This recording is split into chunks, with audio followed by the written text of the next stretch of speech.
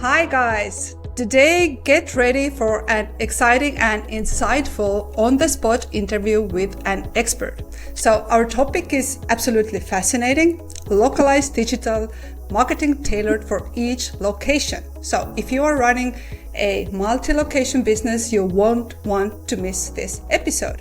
We will be discussing the importance of establishing localized digital presence. So stay tuned for valuable insights and practical tips. Hi everybody, it's Mari-Liis and Laura, and we are from Powerful Marketers. If you are a business owner or a marketer with a product or service you believe in, this is the right place for you. Because when it comes to business success, we believe that no one wins alone. We all need to be connected, inspired, and supported to grow. Thanks for being here today, and let's get started. Hi listeners, so I am thrilled to dive into our podcast's new topic today, multi-location digital marketing. And joining us is a remarkable guest, Wayne, the founder and chief strategy officer of LiveTechnology Holdings and LiveRetail. Welcome, Wayne. How are you doing today? Very well, thank you, Marie. Very well, thank you. We are so glad to have you here with us, Wayne. So with your impressive background of building and exiting 6 businesses, generating over 110 million in wealth. Oh my God, so big numbers. We believe you can guide us in mastering the art of multi-location marketing. So I want to jump right into it. Our topic today may seem complex at first glance. It is like, stitching together those various marketing technologies and pretty much orchestrating them like a, symphony conductor or something, right? But you must ensure that everything runs smoothly. So it can feel overwhelming already. So Wayne, I am not going to start with how personalized marketing for each location contributes to building a strong digital presence, because I believe our listeners already understand its importance, right?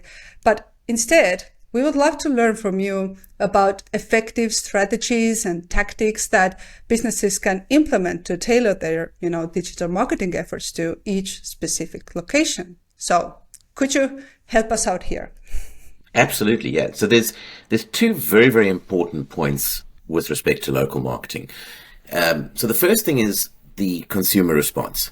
About 85% of a consumer's disposable income will be spent within 15 miles, and sorry, I'm using American terminology, miles, 15 miles of where they work or live. Mm-hmm. And so that's everything from going into restaurants, a bar, all of the stuff they do. So yes, there's a lot of consumption on the web and a lot of digital sites from Amazon and all of the rest of them. But at the end of the day, most of the consumer's disposable income is spent within 15 miles of where they work and live. And there's a few things that drive response to ads. Whenever a consumer sees something that is close to their heart, their response goes through the roof. So a good example of this is the city or town where they work and live. So where traditionally you just see an ad that just talks about the product and has a headline, and that's it. By just adding the name of the city that product is in, so where the store is that's selling it, or the service, whatever it is, by adding the name of that city, the response rate will go up by a minimum of 30 to 40%, and typically 4 to 5 times. And I'll give you a quick example, if I can give you a quick case study. So Unilever that owns the brand, in fact, I'll give you the case study after because it covers both. The second part is when you buy media. When you're buying media in traditional media, and you're buying it on TV, for example, because there's a fixed rate per channel, you can't really negotiate. There's no auction. When we're buying on digital, everything's auction-based. In the case of Google, it's what's called a Dutch auction. So you pay for what the second highest bidder was. In the case of Facebook, it's just a straight auction. So you're bidding against everyone else. So if you're buying specific terms, so say we want to buy people that are interested in a particular type of food, and across, if you're buying nationally, so whether you're apparel companies like Nike and Unilever and Procter & Gamble, you're all bidding against each other, so you're paying for a premium. On the other hand, when you buy that same set of criteria, So someone who's interested in a product within an age range, income level, etc., but within 6 or 7 kilometers or 10 or 12 miles around an area, you have no competition bidding against you for those criteria. So the cost of your media is typically 60% less.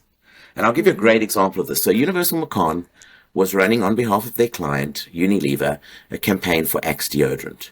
And Axe deodorant was feeling like they were losing direct connection with their audience, which they want young males to use their deodorant. And so they did some analysis and they came up with a strategy that said if we can actually tie video gaming and males of 18 to 35 together, we'll run that. So they were running a national campaign targeting young males 18 to 35 that enjoy video gaming. And it was working okay. And the ads basically said win a PlayStation 5, and then they spoke about the Axe deodorant, and it was a carousel ad working well, but expensive because they were competing against Blizzard, the gaming companies. They were competing against Nike, that's going after the same audience. They were competing against Coca-Cola. They were competing against every single brand you can imagine.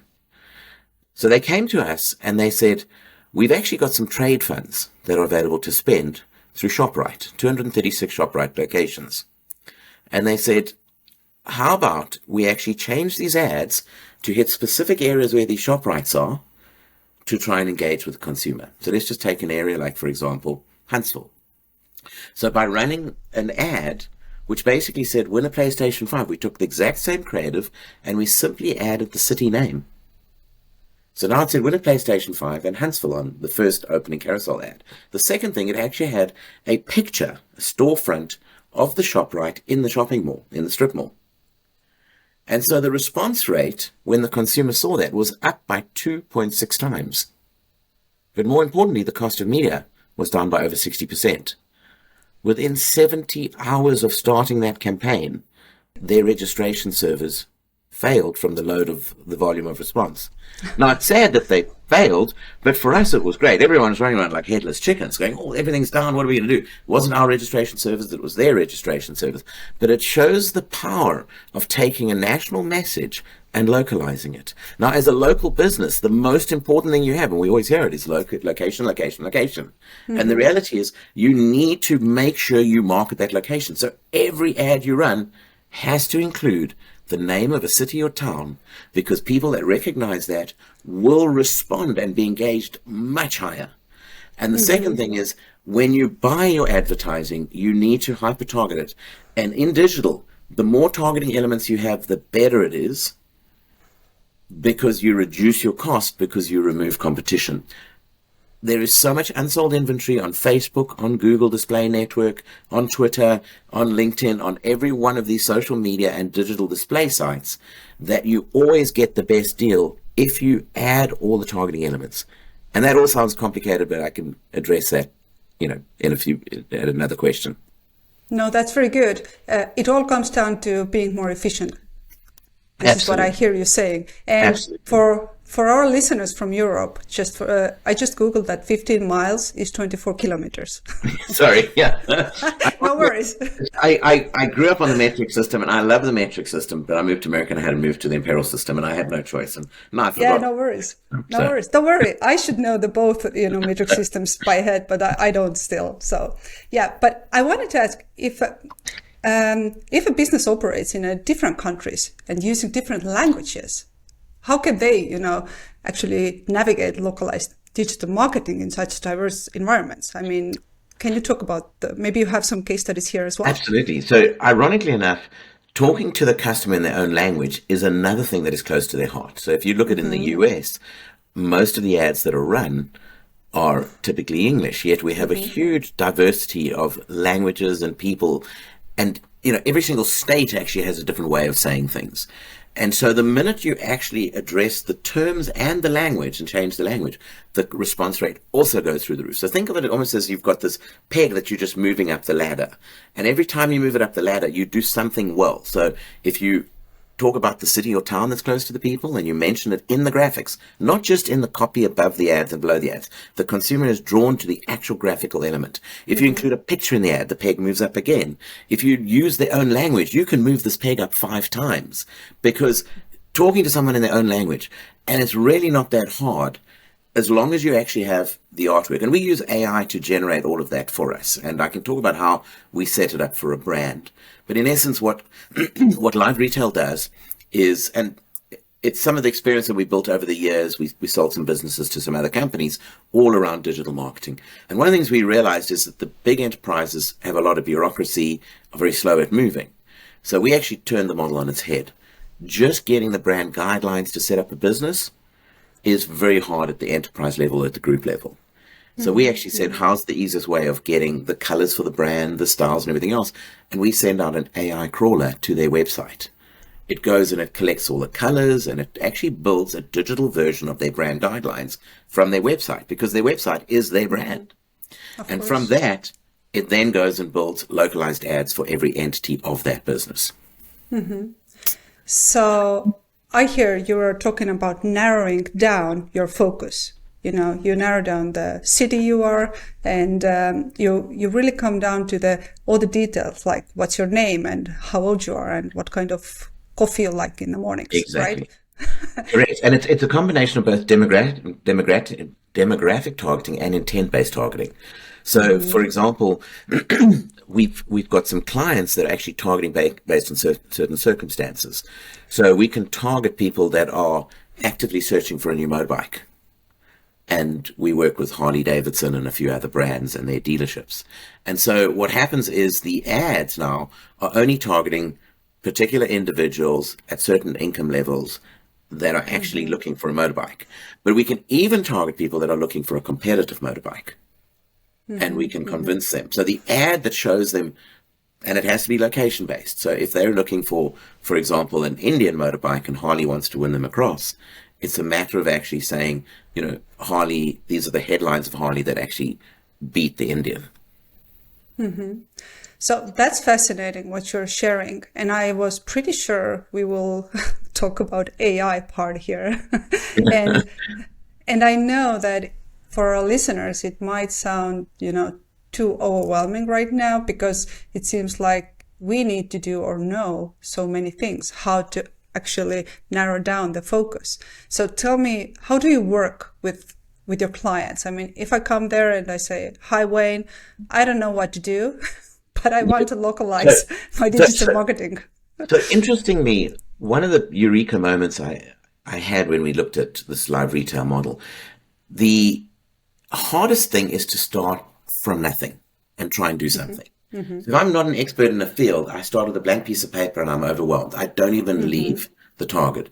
What we find is if you ask someone to create, as an example, a spreadsheet from scratch, most people will battle. If you give them a spreadsheet and ask them to modify it, almost anyone can do that. So we turned the model on its head. So where you look at brilliant systems like Canva, that people have to go in and build ads. We actually said, imagine we could send someone a set of their ads pre-built that they can edit. So we turned the model completely on its head. And in that, I gave my team a target. I said, the cost of building an ad in the US, or in most countries, but in the US was a good benchmark. If you pay a small agency to build the ad, it's around $400 per carousel ad. We're talking about a 5 to 10 image carousel ad with animations. Will cost a minimum of 400, sometimes a few thousand if it's big enough. I said, I need to drive that down to zero. And so the way we did it is we looked at the process of building ads. You need all the brand guidelines. You need the artwork that is going to be in the ad. You need the headlines. You need the ad designed and localized for that local entity. 5 steps. So we built AI to do all 5 steps. The first step is it actually goes and interrogates the site, as I mentioned, gets all the brand standards. The second thing it does is it goes and finds every single store that's in that site. So whether it's a McDonald's with 28,000 stores or a small company like Massage Envy with only 280 stores, it basically goes and finds every single store. It then takes this content and goes and uses the web to find the storefront image through Google Maps or Bing Places. It then takes that content to localize, knows the town it's in, and it takes the items that are advertised in the main site and pulls those through AI to build a carousel ad. And then it sends an email to that small business saying, here's 6 ads I've built for you, free of charge. You can download those ads and run them on any network you want. You can post them for free on all your social media at no cost at all, no money to us. But if you want to run it, we guarantee you can run it in 2 clicks for as little as $10. And so the reason we did that, we said, hey, if someone goes, wow, I can spend $10, $100, $1,000, $10,000, they do it. And we saw that in the US, the spend on local hasn't moved as fast from traditional media to digital as the spend on national has. And so the reason is because of the complexity. You can buy an ad on Facebook for $10, but to create the ad costs you $400. So our view was, if we reduce the cost of production to zero, then the rest is easy. So people go, well, why would you give them the ad for free then? And I go, it's very simple. Because even if they take that ad and they want to go run it in Facebook, try and buy an ad on Facebook. You need to be a PhD. It's really complicated. You're going to be overwhelmed after spending 2 to 3 hours. Why not just use the 2 clicks and give us 10% of what you spend? Because we've already hyper-targeted the ad. And that's no matter whether you use our system or not, you need to set up the hyper-targeting in the Facebooks, the Twitters, the Googles, the Google Display Network. We set all that already. We know the region of the business. We know the audience. We take the search engine terms from the corporate website and we turn those into Facebook audience targeting. So we marry the two using AI. The headlines are generated by taking the headlines of the products in the website and we cut them down to fit on ads using AI. And by the way, AI really is completely revolutionizing. And people going, oh, all these jobs are going to be, taken out. Well, computers are supposed to obliterate most people's jobs, but they created more jobs. AI is going to do a lot more. People that have a grasp of AI will be able to actually create more jobs than reduce jobs. I agree. We should all become friends with AI because Absolutely. it changes a lot, but it gives us so many opportunities. I remember when first came internet. I refuse to say how old I am, but I remember that, right? So Yep. and I remember the feeling. We were all skeptical first. Oh my God, internet. Why should I Google something if I have those, all the books here? Exactly. So yeah, I agree with you. We should emphasize and we should learn. No, we should teach them to get to know us better so we can become friends and they can help us, right? But I really appreciate your expertise on this topic. And I'd like to hear some more maybe common challenges or pitfalls that businesses should be aware of when implementing this, localized digital marketing and how can they overcome these challenges? Yeah, so if you look at the process of it, so if you're going to start local marketing for your business, you've got the organic process of free posts. So you can just take an image and you can just post it on your social media, and you should be doing something like that, but do it a little bit professional. That's the easiest, cheapest way. Take a photo of your business. If you're a restaurant that does a nice coffee with a nice design on the top, take a snapshot, post it. That's free media, a little bit of your time, worth everything. You then have a choice on those things to boost them. The problem with boosting them is they boost traditionally to your own audience. And yes, it does reach some outside your audience. But then when you want to run it as an ad is where it becomes a little bit complicated. You have to choose your audience, your targeting. You have to go through the steps of Facebook, the steps of Instagram. And now you can do Facebook and Instagram together. So it becomes a little bit complicated. But you really have to at least do the free posts just using your social media. Once you've actually mastered the concept of doing those posts, the next step is to now actually create an ad and actually run the ad through that same process of how you were basically advertising your post.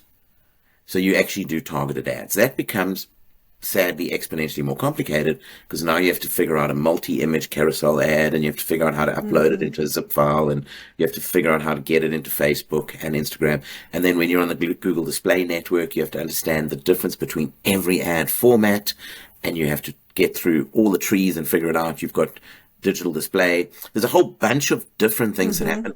Google does have I'll give everyone a tip.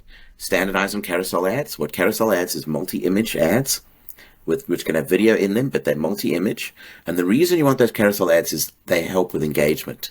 So in the social media sites, you can click on an ad and go to the website or buy something, do whatever you need. You can actually interact with the ad. You can slide it across and that gets people engaged. They can like the ad, which gives you free exposure.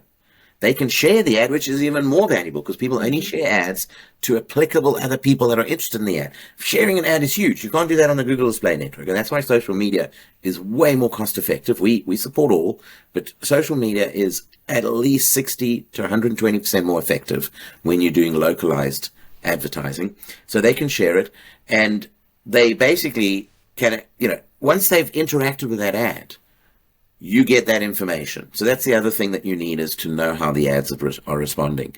I still maintain use the service to generate the ads automatically for you. Once you've figured out that first one, you can use the Canvas of this world. You can use a small agency to build the ads. You can use a service like LiveRetail that builds the ads automatically for you, but get the ads built and try and find a service that not only builds the ad for you, but also sets up the targeting automatically for you, so you don't have to do that. That's the most complicated part.